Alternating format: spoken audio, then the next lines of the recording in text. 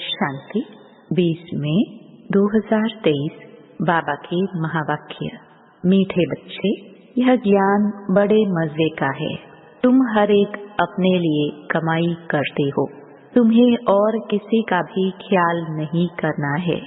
अपनी इस देह को भी भूल कमाई में लग जाना है। प्रश्न: अविनाशी कमाई करने की विधि क्या है? इस कमाई से वंचित कौन रह जाता है? उत्तर: यह अविनाशी कमाई करने के लिए रात को व अमृत वेले जागकर बाप को याद करते रहो। विचार सागर मंथन करो। कमाई में कभी उबासी व नींद नहीं आती। तुम चलते फिरते भी बाप की याद में रहो तो हर सेकंड कमाई है। तुम्हें इंडिपेंडेंट अपने लिए कमाई करनी है। जो उस विनाशी कमाई के लोभ में ज्यादा जाते वह इस कमाई से वंचित हो जाते हैं। गीत: जाग सजनिया जाग। ओम शांति। बच्चों ने गीत सुना, बुद्धि में बैठा। साजन कहो या बाप कहो, उनको पतियों का पति क्यों कहा जाता है? अंग्रेजी में ब्राइड्स भी कहते हैं, साजन को ब्राइड ग्रूम कहते हैं। वह है निराकारी साजन। यहाँ साकारी साजन की कोई बात नहीं। निराकारी साजन को भी सजनी जरूर चाहिए, नहीं तो निराकार साजन भी सजनी बिगर रचना कैसे रचे? बच्चे जानते हैं कि वह निराकार किसी सजनी द्वारा रचना रचते हैं। वह परमपिता परमात्मा इसमें प्रवेश कर सभी को जगा रहे हैं। बरोबर नवयुग अर्थात सतयुग सचखंड में जाने लिए हम यहाँ आए हैं। पुराना युग कहा जाता है कलयुग को, तो तुम बच्चों को अनुभव हो रहा है। हम यहाँ आए हैं ज्ञान सागर के पास रिफ्रेश होने के लिए, सम्मुख धारणा के लिए। बच्चों को सम्मुख जितना मजा आता है उतना सेंटर्स पर नहीं। तुम बच्चे सम्मुख हो और सेंटर्स वाले दूर हैं। यह बच्चों को समझाया है कि हर एक आत्मा रथी है और परमपिता परमात्मा इस तन में रथी है। उनको कहा जाता है परमपिता परम आत्मा। है तो आत्मा न, वह सदैव परे ते परे रहने वाला है। भगवान को जब याद करते हैं तो नजर जरूर ऊपर ही जाएगी। ओ परमपिता परमात्मा, रहम करो। सभी को पता है कि वह ऊपर रहने वाला है। बाप अपने मुकर्रर किए हुए रथ में आए हैं।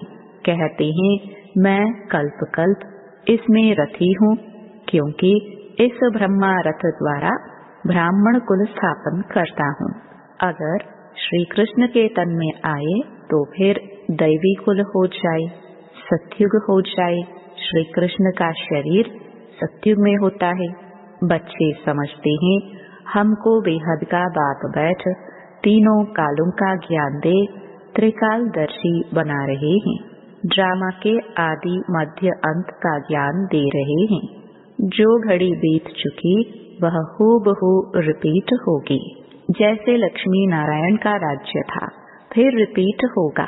क्राइस्ट को भी अपना पाठ रिपीट करना है, फिर उसी नाम रूप देश काल में आने वाले हैं।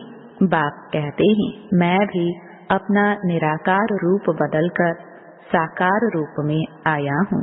जरूर मनुष्य तन में आएगा तब तो सुनाएगा। शास्त्रों में तो कच्च मच्च अवतार लिख दिया है। सर्वव्यापी के ज्ञान से समझते हैं कि वह सब में प्रवेश करता है। अब बाप स्वयं कहते हैं सजनिया, मैं आया हूँ तुमको जगाने, नई दुनिया स्थापन करने। जो सत्युग था वह अब फिर रिपीट होगा। अब नवयुग आने वाला है। दुनिया समझती है नवयुग आने में 40,000 वर्ष पड़े हैं। यह मनुष्यों की बड़ी भूल है। अभी बच्चे निश्चय बुद्धि हो गए हैं। दुनिया वालों के लिए जरूर नया ज्ञान है। सतयुग में देवी देवता होंगे और धर्मों का पता भी नहीं रहेगा। अभी और सब पुराने धर्म हैं। नया देवी देवता धर्म गुम हो गया है।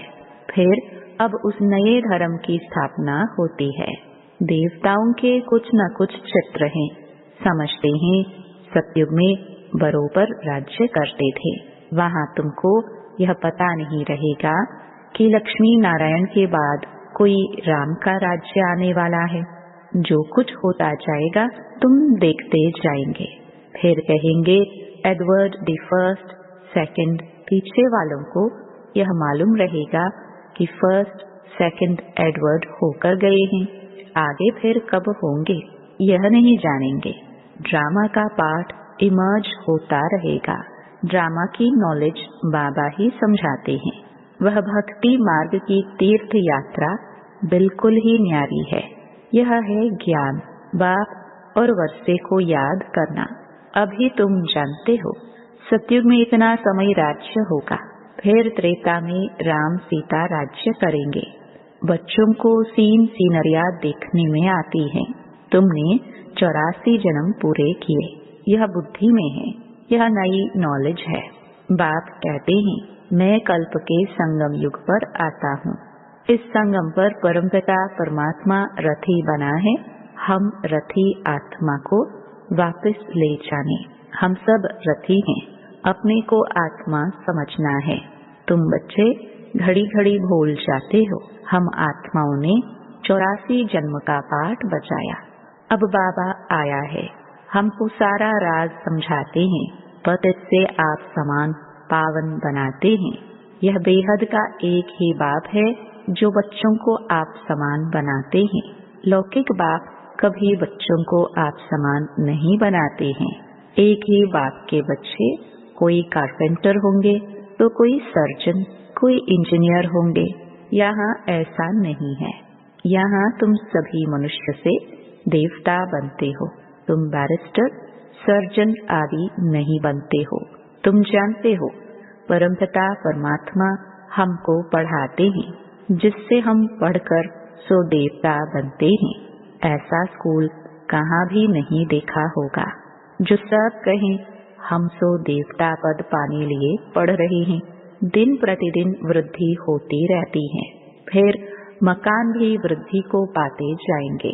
बच्चों का प्रभाव निकलेगा तो बहुत बुलाएंगे। यहाँ आकर हमको मनुष्य से देवता बनाने का राजयोग सिखाओ। बहुत वृद्धि होती जाएगी।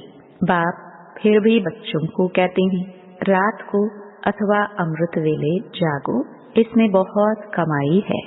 मनुष्य जो बहुत कमाई करने की शौकीन होते हैं उनको रात को भी ग्राहक मिल जाते हैं तो जागते हैं। मनुष्य को संपत्ति 24 घंटे मिल जाए तो अपनी नींद भी सिटा देते हैं। कमाई में फिर नींद नहीं आती। कमाई नहीं होती तो फिर उबासी नींद आ जाती है। कमाई में बहुत खुशी होती है। पैसे बढ़ाने का ही मनुष्य प्रयत्न करते हैं कि हम सुखी रहे। बाकी पेट तो एक पाव रोटी ही मांगता है। तुम बच्चों को इस दुनिया में ममत्व नहीं रखना है, ज्यादा लोभ में नहीं जाना है। उसमें भी बुद्धि योग भागता है। फिर अविनाशी कमाई से वंचित हो जाते हैं। नहीं तो इस कमाई का बहुत ख्याल रखना है। तुम्हारी कमाई सेकंड बाय सेकंड है। फिर अगर चलते फिरते बाप को याद करो तो बहुत भारी कमाई है। और कमाइयाँ ऐसे चलते फिरते होती है क्या? यह तो वंडरफुल कमाई है।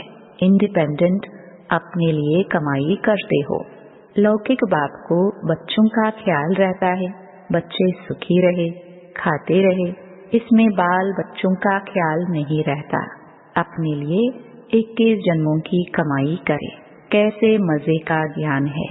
हर एक बच्चे को अपने लिए कमाई करनी है। बाल बच्चे मित्र संबंधियों को भी याद नहीं करना है। अपनी देह को भी याद नहीं करना है। बाबा को भले इस देह में आना पड़ता है, परंतु है तो देही अभिमानी।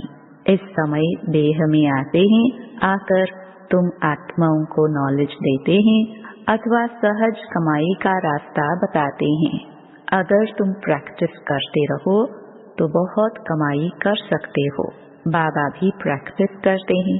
बाप को याद करे तो आदत पड़ जाती है। अपने को भूल शिव बाबा याद रहता है, क्योंकि शिव बाबा की इसमें प्रवेशता है। यह बाबा समझता है मैं ब्रह्मांड का मालिक हूँ। लौकिक बाप के बच्चों को रहता है ना कि हम बाप की मिल्कियत के हकदार हैं, तो इस ब्रह्मा बाबा को भी रहता है कि हम ब्रह्मांड के मालिक हैं। बाबा की प्रवेशता है ना, तो वह नशा रहता है। हम ब्रह्मांड के मालिक हैं, प्रॉपर्टी का भी मालिक हूँ। शिव बाबा खुद तो विश्व का मालिक नहीं बनते हैं। मैं ब्रह्मांड का मालिक तो विश्व का भी मालिक बनता हूँ। बाबा सिर्फ ब्रह्मांड का मालिक है, तुम भी विश्व के मालिक बनते हो ना। राजा चाहे प्रजा समझते हैं हम विश्व के मालिक हैं, जान गए हैं हम विश्व के मालिक हैं। यह समझने से भी खुशी का पारा चढ़ा रहेगा। गाया हुआ भी है, अतीन्द्रिय सुख पूछना हो तो गोपी वल्लभ के गोप गोपियों से पूछो। ऐसे नहीं कि गोपी वल्लभ से पूछो। वल्लभ बाप को कहाँ चाहता है? वल्लभ बाप को तो विश्व के मालिक बने का सुख पाना नहीं है। बाप कितना ऊंचा उठाते हैं। यह ब्रह्मा कहते हैं मैं भी अपने को ब्रह्मांड का मालिक समझता हूँ। सारी दुनिया में यह कोई भी समझ नहीं सकते कि मैं ब्रह्मांड का मालिक हूँ। ऐसे नहीं कि ब्रह्म में लीन हो जाएंगे। कहाँ ब्रह्म में लीन होना, कहाँ ब्रह्मांड का मालिक बनना, बहुत फर्क है। तुम जानते हो बाबा हमको विश्व का मालिक बनाते हैं। खुद बाप कहते हैं जागो सजनिया, मैं हर एक बात तुमको नई समझाता हूँ। क्या तुम ब्रह्मांड के मालिक नहीं बने थे? फिर पाठ बजाया, अब फिर तुम ब्रह्मांड के मालिक बनते हो, फिर तुम विश्व के मालिक बनने वाले हो। यह याद स्थायी रखनी है। इसको कहा जाता है विचार सागर मंथन। इससे तुमको खुशी का पारा बहुत चढ़ेगा। यह तो निश्चय करना चाहिए कि यह हमारा बाप है। बाप के सिवाय ऐसी बातें कोई समझा ना सके। दिल में नोट करना चाहिए। यह नोट्स लेते हैं स्मृति में रखने के लिए, फिर यह काम नहीं आएंगे। बैरिस्टर के पास बहुत किताब रहते हैं, शरीर छूटा खलास, पता नहीं दूसरे जन्म में क्या बनेंगे। तुम बच्चों की तो एक ही पढ़ाई है। तुम जानते हो स्वयं ब्रह्मांड का मालिक बाप हमको ब्रह्मांड और विश्व का मालिक बनाते हैं, फिर भी खुशी का पारा क्यों नहीं चढ़ता? बाबा ने समझाया है यह गीत घर में अपने को रिफ्रेश करने के लिए रखने चाहिए। कोई समझते हैं ज्ञान में आने से हमको घाटा पड़ा है।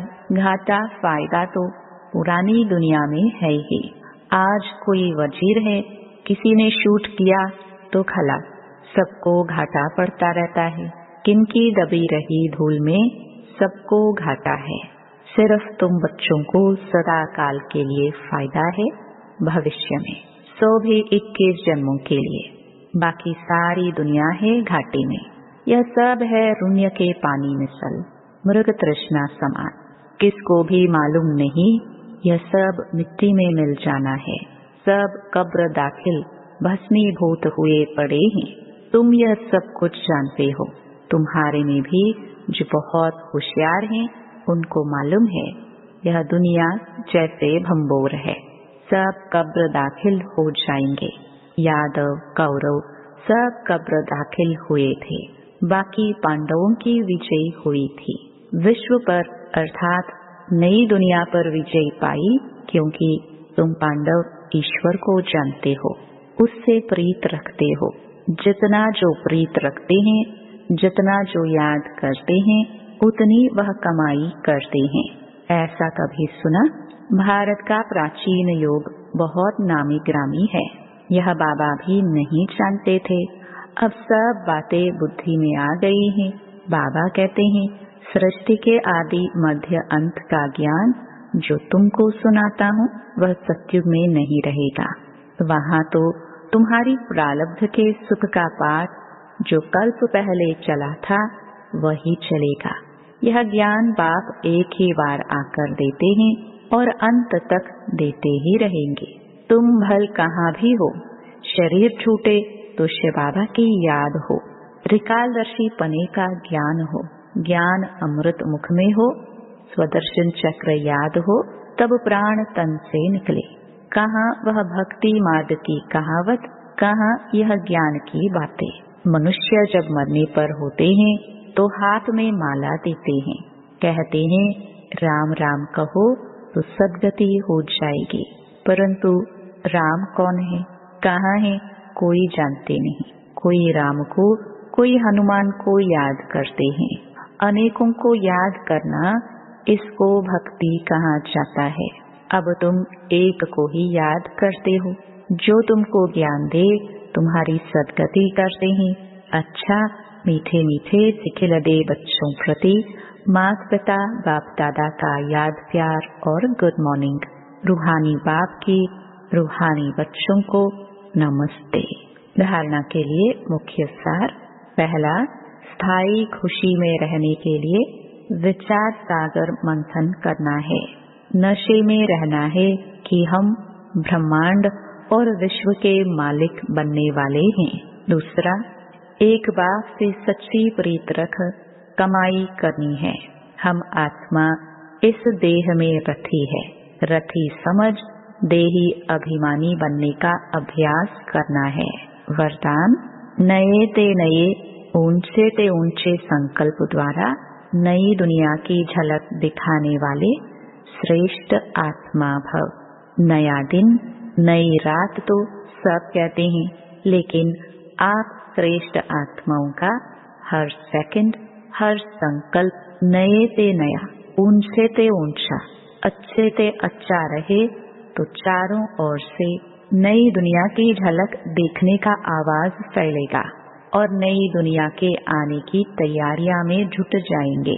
जैसे स्थापना के आदि में स्वप्न और साक्षात्कार की लीला विशेष रही, ऐसे अंत में भी यही लीला प्रत्यक्षता करने के निमित्त बनेंगी।